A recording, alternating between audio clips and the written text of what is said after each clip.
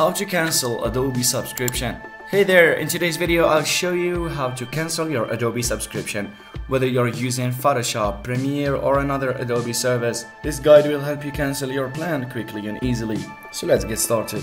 First, open your browser and head to adobe.com. Log into your Adobe account using your email and password. Once you're logged in, click on your profile icon in the top right corner, then select View Account from the drop-down menu. This will take you to your Adobe account settings. Next, navigate to the Plans tab, where you'll see all your active subscriptions. Find the subscription you want to cancel and click on Manage Plan. Scroll down to find the option to cancel your plan. Adobe will ask you a few questions about why you're canceling, so after selecting your reason, click Continue to proceed.